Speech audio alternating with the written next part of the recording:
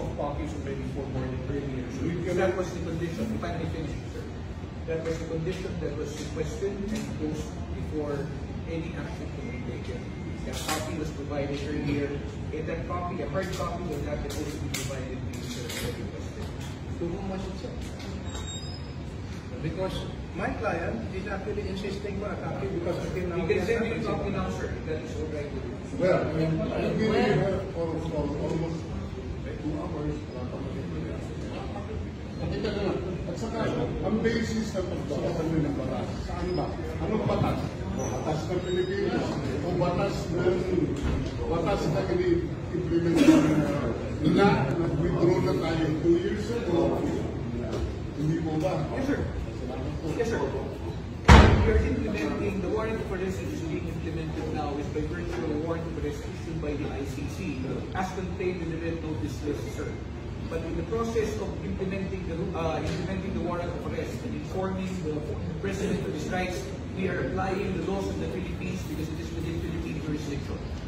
But you are still implementing. Yes, sir. Yes, sir. Although this is being implemented by a foreign entity, what foreign agency is wherein we have already been. Yes, sir. By copy, sir, we have to assist also. So, thank you, sir. Thank you. And we still want to be clear ano yung rights na binasa niyo sa Pilipinas. Salamat po. Kung rights ba ng Hague, o rights ba ng Pilipino, o rights ba ng what are the rights? Those are the Miranda rights, sir, under our laws. That was read by Brigadier General Dictoy, sir.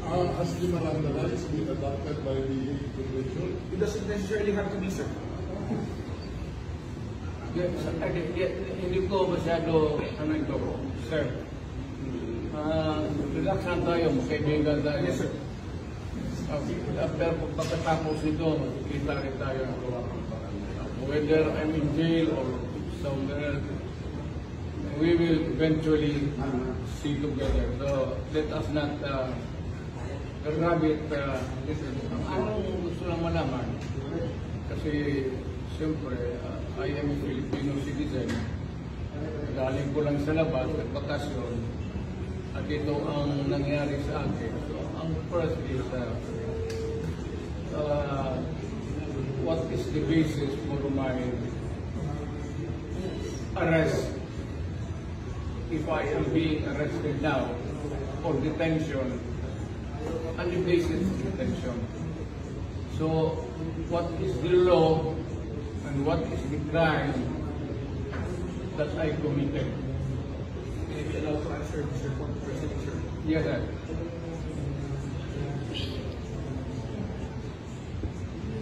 Based on the warrant of arrest, Mr. President, the warrant of arrest is issued pursuant to Article 25, 3, subsection A, the statute for the crimes against humanity, and murder pursuant to Article 7, paragraph 1, subsection A of the same statute, committed in the Republic of the Philippines during the relevant period.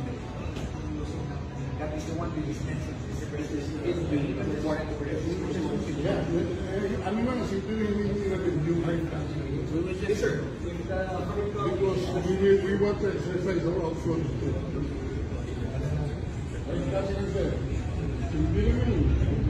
Hindi yung ipiprint nyo dito, yung natanggap nyo dito.